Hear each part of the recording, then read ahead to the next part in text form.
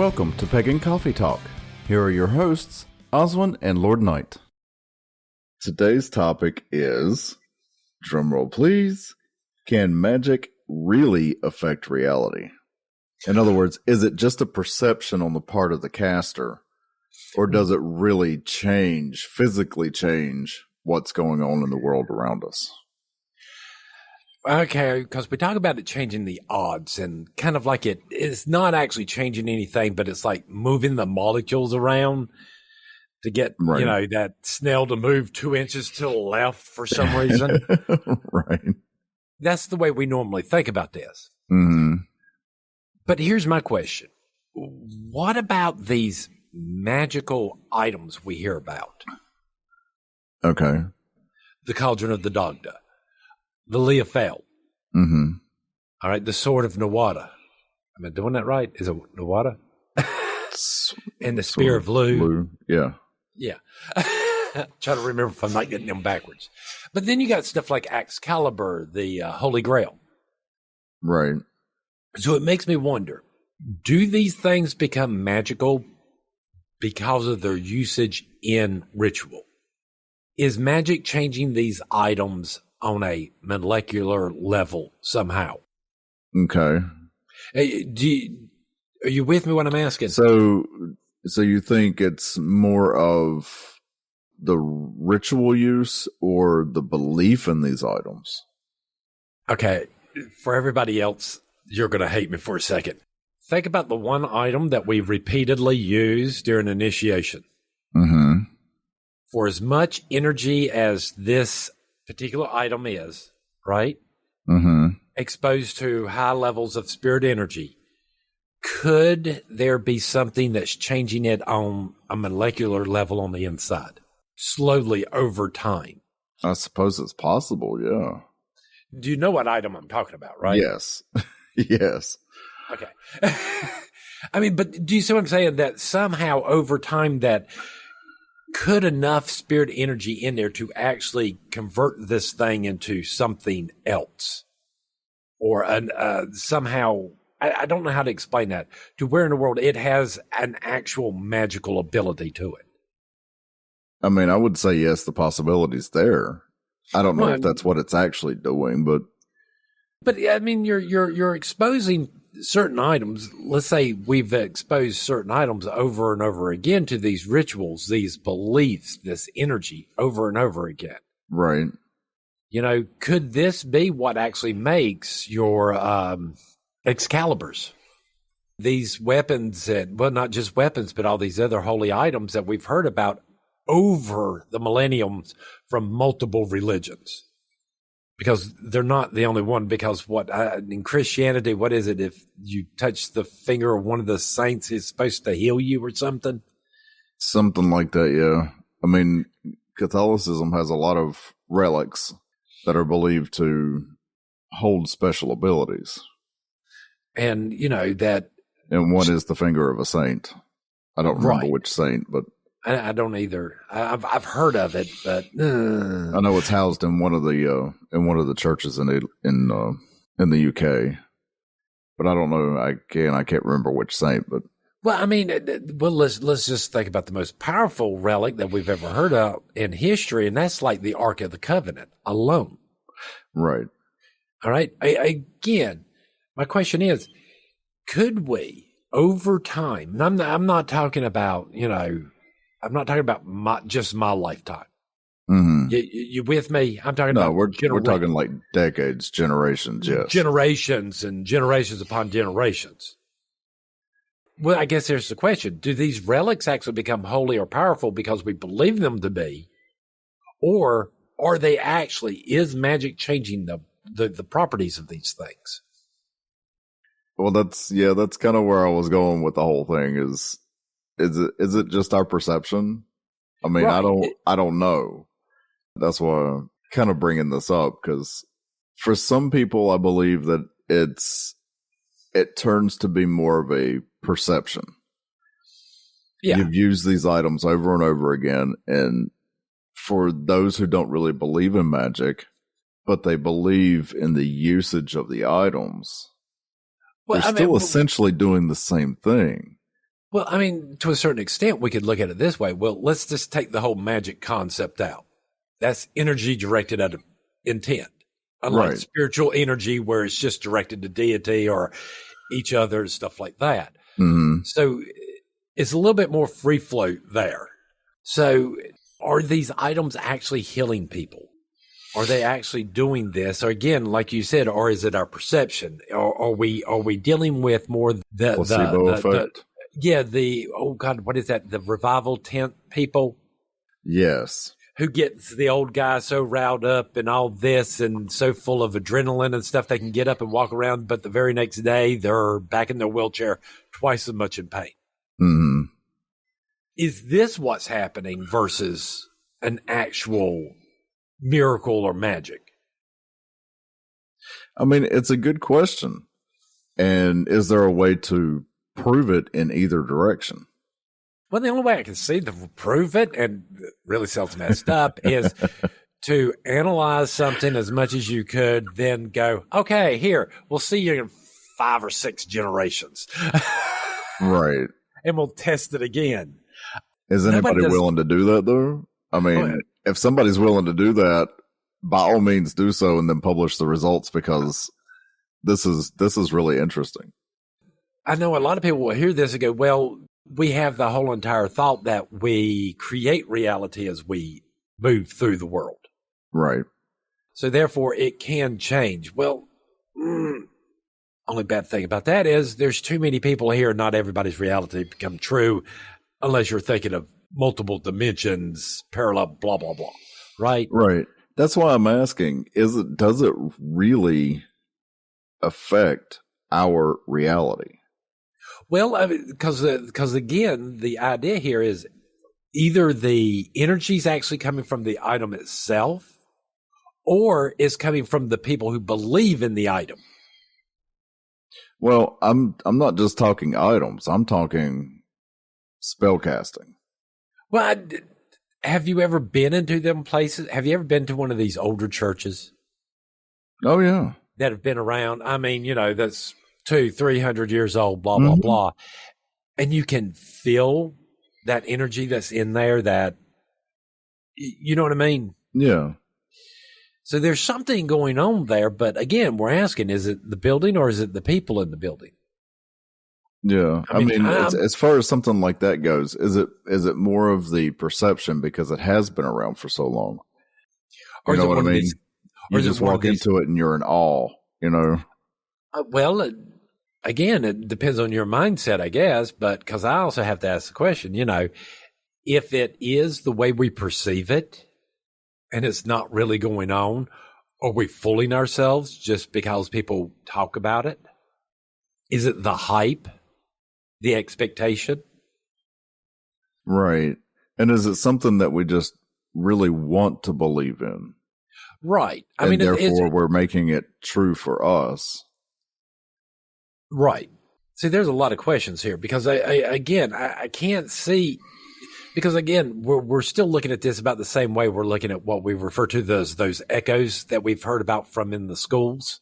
Oh yeah, schools and movie theaters where you can still hear, we're nothing malevolent or anything, but you hear kids, laughing and giggling and running up and down the halls and stuff like that.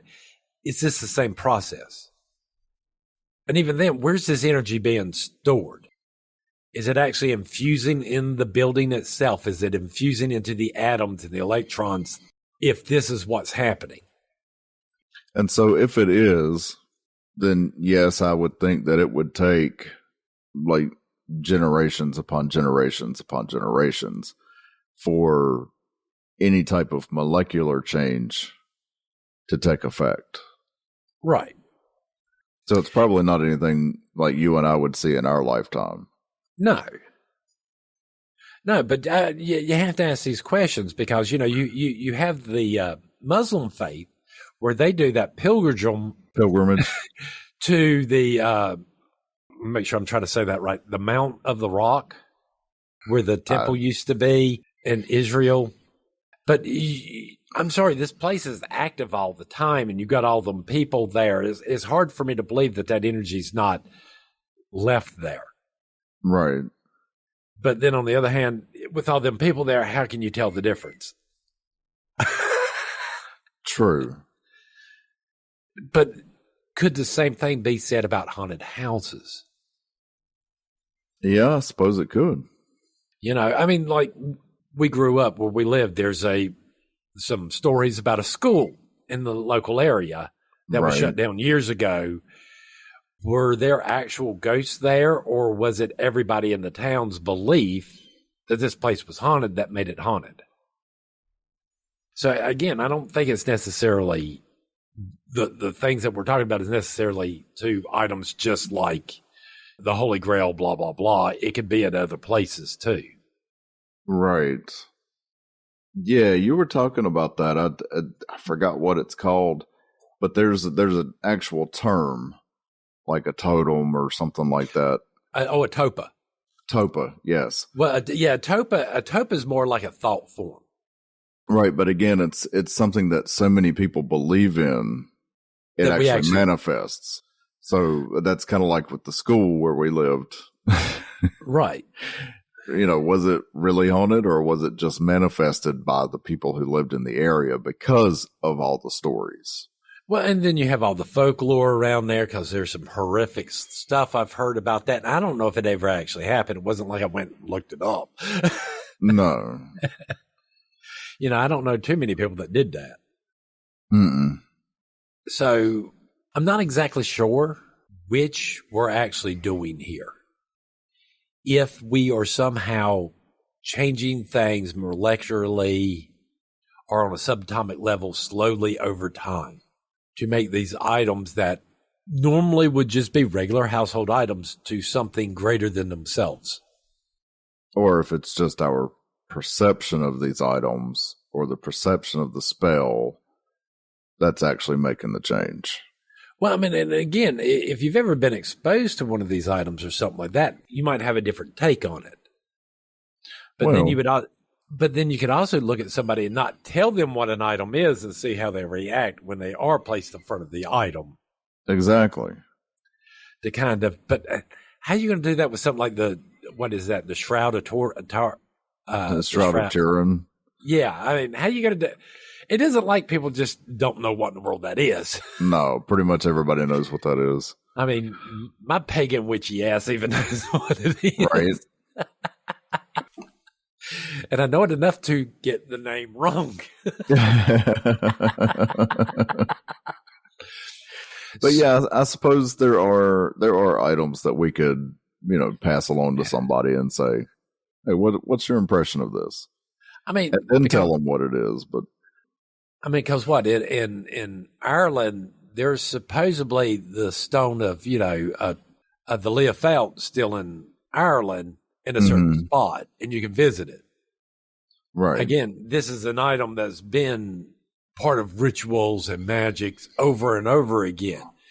You know, are you actually going to get that feeling from that stone, or does it go away because people quit believing in it, or quit worshiping there, or quit putting energy into it? So a lot of questions and no answers. That is so true. No answers. You know, I'd like to, don't get me wrong. Personally, I would like to think that, yes, that the energy itself over time, especially when you're using the same items over and over again. All right. So your altars and certain other things can suddenly become endowed with extra energies. Mm-hmm. I mean, because we've talked about it with circle casting, that we believe in an agrarian field where the energy sort of stays there in the house. Right. I mean, I'm a believer in that, and I believe that's something that really happens. I'm also, in my opinion, and I know it's probably not going to be a popular one, but in my opinion, if you're dealing with magic, you're using something, whether it be incense or candles or flame or water or whatever, to do your magic spell, but that's to change your perception of what's happening. Or to alter your own consciousness. Right. I don't believe you're really, it's more like a confidence boost. Yeah. And that's, you know, again, that's my opinion. It's not going to be a popular one, but I just, I don't think that magic actually changes your reality. Well, the reality of people around you. It'll change your reality because it changes the way you perceive things. Well, I'd like to think that magic can affect the world in small ways. Well, yeah, I'm not saying it doesn't, but again, I'm like you. There's no spell that's suddenly going to make the universe work backwards. No, there's limitations on magic. When you think about it a certain way, it makes better sense. But right. These items themselves, they seem to sometimes defy normal logic on how in the world they're supposedly working. They do, yes. Well, then you also got to ask yourself is, where are they? Where what? Where is that sword? Oh, yeah. We know where the Leofeld is, but where's the sword and the spear? Now, we know what happened to the cauldron. It got destroyed. But I've never heard about the spear, the sword. You know what I mean? Right. Just like the Ark of the Covenant. Right. Where are these items? If they are real, where are they? Are they that powerful that somebody with enough knowledge went, nope, we got to hide this from everybody? But as many people have searched for things, especially like the Ark of the Covenant, and I mean, surely somebody's found something somewhere along the line. I don't know. I'd like to know where they're at. But I do have to agree. Where are these items? Well, I mean, and it's not like, Ireland's going to allow anybody to dig up the Leofeld and take it into a lab to kind of discuss, Oh, no. And even then, after how long it's been there and how long it's been used, yes, it might have only changed a slight bit inside. Right. Did you see what I'm saying? I don't think, again, this process takes a long time. And then I still have to ask the question is, what happens if you quit putting energy in there? If people quit using that. Does it dissipate? Does it dissipate? Does it stew in its own juices, so to speak? Does it still continue to grow because of the amount that's already been put into it? Does it keep on pulling more and more energy to it, like a magnet? Right. Or does it just release it all? So many questions, so few answers. Right. The topic is teaching adults. Okay. Not sure where you want to go with this, but that's the topic. Well, another responsibility of a second degree, or the second, or should I say, I don't want to say a responsibility, but all second degrees can teach. So, okay. Again, education and teaching, just like in therapy and for counseling and stuff like that, I think is needed. That's that mid-grade. Gotcha. Yeah. Now, it's not the full octane, but it's mid-grade. It's mid-grade. Now, let's state this. Teaching kids is one thing. Teaching adults is completely different. All right? Okay. The reason being is with kids, you're starting with nothing. All right? Oh, yeah. To a certain extent, you're not really, you teach them to read. You teach them to talk. You teach them. So there's less of this you have to do. When you're teaching adults, one of the things you have to do is start learning how to unteach people. Now that's an interesting concept. All right. Because sometimes we get certain thoughts or certain concepts in our head, and while they seem like they work for us and all this, we don't always look at the negative side of these things that we believe in. You with me on that? Yeah. I mean, there's a positive and negative to everything. Right. I mean, there's a negative side to the stuff that we believe in. I mean, you just have to examine everything. Yes. There is a fear of going too far into the spiritual. That this can cause psychosis and other mental problems if stayed there for too long. Right. All right. So again, but we have to learn how to unteach, or we have to learn how to teach people how to unteach themselves. Right. First of all, when you're teaching adults, we have to first of all start getting to places where communications understand. So one of the first things we start to do is go over definition of certain words. Right. Normally when we're talking that way, we can sit there going, okay, this is what A is going to mean. This is what B is going to mean. And this is what C is going to be. Because if we don't, we're going to get really confused when we start talking about these things. Right. Because I might have a definition that you might consider it different. Just look at all the gender stuff going on right now. Everybody's arguing over. All right. Again, this same thing. Then without humiliating or anything like that, start to get down to the point to where in the world you can get these people to start defending what they believe or trying to explain. Because it's one thing to sit there and go, hey, you know what? I believe this. I believe in reincarnation, whatever. It's a different thing when you're sitting there going, okay, but why? And getting that person to tell you. All right. Because again, a lot of times where if there is a problem or where you might think there might be a flaw in their logic, having them say it out loud helps to sometimes illustrate that problem. Well, now, could this be considered by some to be a form of manipulation?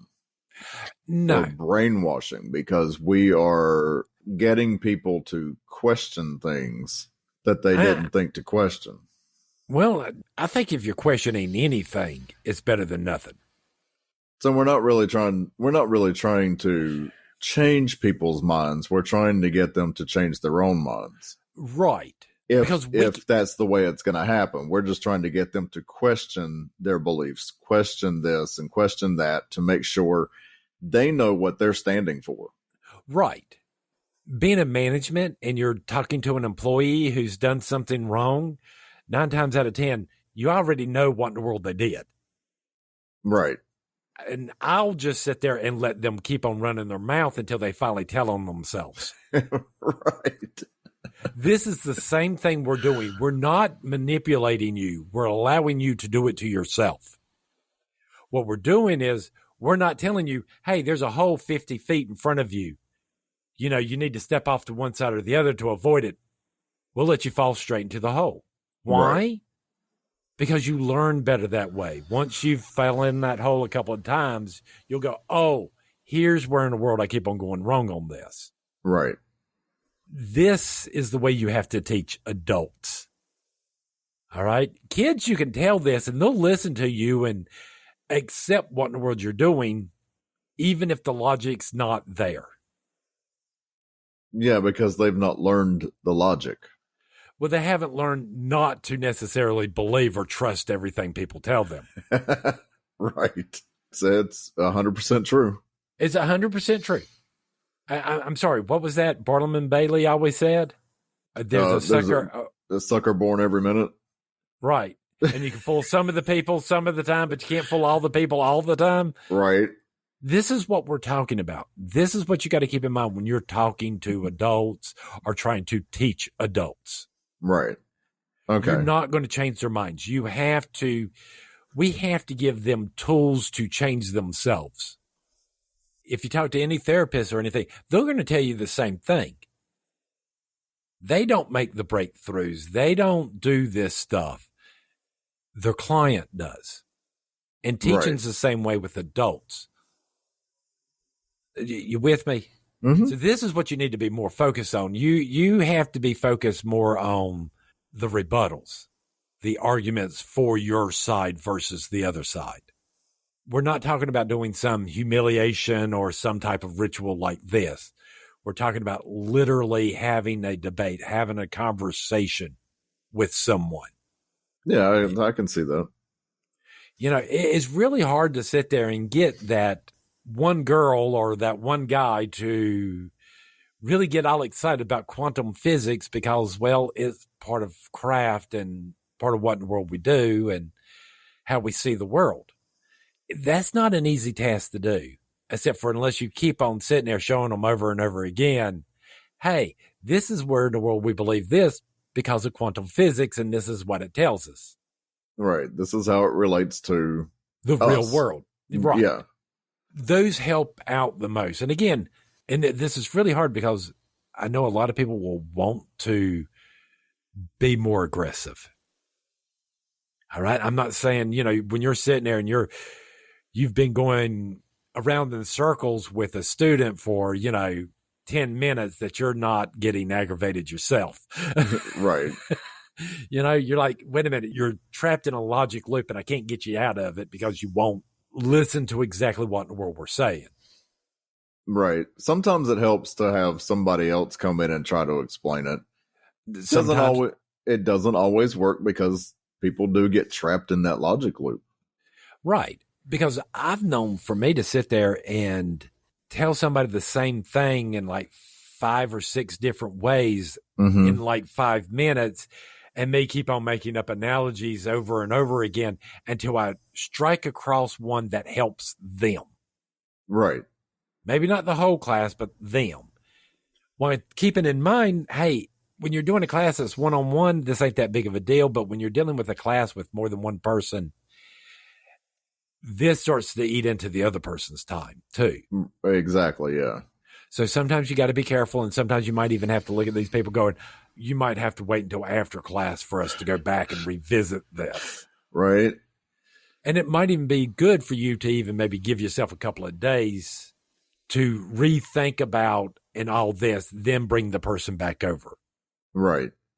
Because we all know that thing. As soon as the conversation's over, as soon as the meeting's over and you walk away, we all do the same thing. I should have asked. I forgot to ask. Or, you know what? I just thought about, Again, these are the questions that you need to write down in a notebook somewhere. Right. And, and that doesn't only go for the students. That goes for the teachers as well, because a lot of times the teacher will just, they'll have that issue like we were just talking about. And then as soon as the students leave, it's like, oh, you know what? I could have said this. Or I could have said it this way. Or I could have used this as an example. Exactly. So it happens the same way. So be sure to write all your stuff down as it comes to your head. I mean, if you don't, it's going to be gone. Take notes. Take notes on your students. That way, and especially if you find out hobbies about people. All right. Things that they're interested in. And if you can somehow use an analogy to describe certain things that they're interested in, it makes it easier for them to grasp a hold of some of these concepts. Absolutely. Now, don't get me wrong. Not all hobbies fit perfectly inside certain analogies and stuff that. Yeah, sometimes you do have to make it stretch, but yeah, sometimes you're reaching really hard for that. That's just not there. But again, what you're doing is it's not that you're trying to make up stuff. You're trying to get something that this person's interested in to kind of pull them out of that. Right. You have to make it relatable. Exactly. It's fine and dandy for me to sit here and say all this, but if I'm sitting here and I'm teaching someone who's a chef, I'm going to use food and stuff like that as analogies because they understand that. Or you're going to try to, at least. I'm going to try to. But this also means when you're teaching that you need to sort of maybe start taking an interest in some of the hobbies that some of your students are having, at least enough to have an idea of how to talk to them or even use them to help train them. Again, it's that whole, and I hate to use cliches, but it's that whole thinking outside of the box. Thank you. You got to get out of the normal way of thinking about things. And, like you said, if you can find something relatable, that's the perfect way to do it. I know it's going to sound really nasty and all this when I say this, but hey, think outside the box. Think in somebody else's box. Yeah, pretty much. I mean, that's all you're doing is, hey, I'm just, like when I discuss things with you and you're having a hard time, I tend to try to use music analogies with you versus what I would for somebody else who likes electricity. I mean, Right. Somebody like yourself. Somebody like myself. Actually, I was thinking about Lord Raceland. Like, if I'm talking to him, I'm going to be talking electronics and electrical because that's what he does for a living. Right. You with me? So I'm out of coffee. Thanks for listening. Join us next week for another episode. Pagan Coffee Talk is brought to you by Life Temple and Seminary. Please visit us at lifetempleseminary.org for more information, as well as links to our social media: Facebook, Discord, Twitter, YouTube, and Reddit. We travel down this trodden path, a maze of stone and mire. Just hold my hand as we pass by a sea of blazing pyres. And so it is the end of our days, so walk with me till morning breaks. And so it is the end of our days, so walk with me till morning